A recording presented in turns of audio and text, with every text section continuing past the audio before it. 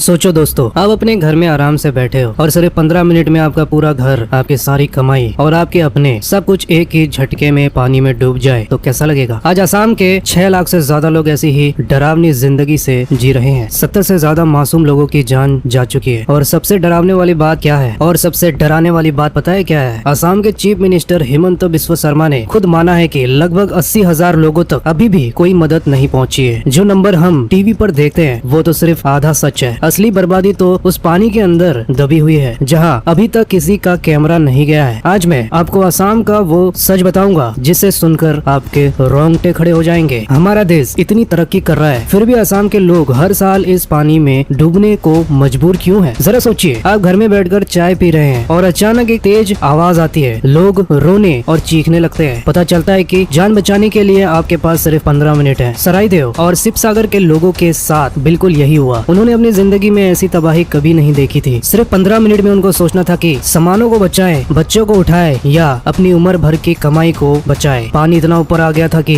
2 मंजिला घर डूब गए। हंसते खेलते गांव देखते ही देखते मिट्टी के ढेर बन गए। पक्के घर ताश की पत्तों की तरह गिरे, जिसे देखने के लिए वाकई लोगों को हिम्मत चाहिए। जो लोग बच गए वो आज अपनी ही छत पर भूखे प्यासे बैठे हैं और एक बूंद साफ पानी के लिए तरस रहे हैं। 21 तारीख की शाम को सरायदेव के एक छोटे से गाँव में रोहिणी दुबरा का परिवार रात का खाना बना रहा था। अचानक दरवाजा टूटकर सारा पानी अंदर की तरफ घुस गया। पानी इतना तेज था कि किसी को संभलने का वक्त ही नहीं मिला। माँ और छोटी बेटी पानी में भीगने लगी। उन्हें बचाने के लिए दोनों बेटी भी उस तूफानी पानी में कूद गए, पर उस डरावने पानी के आगे किसी की नहीं चली। कुछ ही मिनट में पूरा का पूरा परिवार खत्म हो गया। पड़ोसियों ने बताया कि उन्होंने मदद के लिए फोन किया, पर जब तक कोई नहीं आया सब शांत हो गया था। आज उस घर में सिर्फ सन्नाटा है। और दोस्तों, ये सिर्फ एक कहानी नहीं है। ऐसे ना जाने कितने परिवार उस पानी के शोर में हमेशा के लिए गुम हो गए। आज असम का हाल ये है कि 2,500 से ज्यादा छोटे बच्चे और बहुत सारी गर्भवती महिलाएं प्लास्टिक के टेंट के नीचे सो रहे हैं। जरा उस माँ के बारे में सोचो जिसने अभी एक छोटे बच्चे को जन्म दिया है और वो इतनी तेज बारिश में एक छोटे से पन्नी के नीचे अपने बच्चे को छुपाए बैठी है। टेंट तो बन गया है, पर क्या वहाँ दवाइयाँ हैं? क्या वहाँ डॉक्टर है? किसी के पास इसका जवाब नहीं है। सरकार के लिए ये लोग सिर्फ एक नंबर है, पर असलियत में ये वो लोग हैं जिनकी पूरी दुनिया बिखर चुकी है। अब सवाल ये है कि इस बर्बादी का असली गुनहगार कौन है? शुरू में कहा गया कि नागालैंड में बादल फटने से ये सब घटना हुई, पर बादल एक ऐसा बहाना बन गया है कि सारी गलती नेचर पर डाल दो और पीछे हट जाओ। पर जब मौसम विभाग ने बताया तो सच अलग था। उन्होंने साफ साफ कहा कि वहाँ कोई बादल नहीं फटा। नागालैंड में बारिश थोड़ी ज्यादा हुई थी, पर इतनी बड़ी तबाही सिर्फ उस बारिश से नहीं हो सकती। वेदर वालों ने कहा कि नॉर्थ ईस्ट में ऐसी बारिश आम बात है। तो फिर इन बेचारे लोगों की जान किसने ली? ये सवाल हम सबको पूछना चाहिए। अगर आप असम का मैप समझेंगे तो असम एक बड़ी थाली जैसा है। उसके 3 तरफ पहाड़ है और बीच में प्लेन जमीन है। जब भी पहाड़ पर बारिश होती है सारा पानी इस थाली में जमा हो जाता है। असम में पानी आना कोई नई बात नहीं है, पर 70 सालों में इसको रोकने के लिए हमने क्या किया? दोस्तों, पानी रोकने के लिए यहाँ मिट्टी की बड़ी बड़ी दीवारें बनाई जाती हैं। सरकार खुद मानती है कि ये मिट्टी की दीवारें सिर्फ एक जुगाड़ थी जो 1950 के आसपास जल्दी में बनाई गई थी। पर दुख की बात यह है कि 70 साल बाद भी यही जुगाड़ चल रहा है। असम के मंत्री ने खुद माना है कि 4,800 किलोमीटर लंबी दीवारों में से 3,000 किलोमीटर दीवारें बिल्कुल बेकार हो चुकी हैं। सरकार को पहले से पता था कि ये दीवारें टूटने वाली हैं और इस बार 18 से ज्यादा जगहों पर ये मिट्टी की दीवारें टूट गयी। मंत्री जी कहते हैं कि पानी दीवार के ऊपर से आ गया था। अब आप ही बताओ, अगर पानी दीवार के ऊपर से ही आना था तो 70 साल से इनको क्यों बना रहे हो? और तो और ये मिट्टी की दीवारें एक नई मुसीबत बन गई है। ये पानी को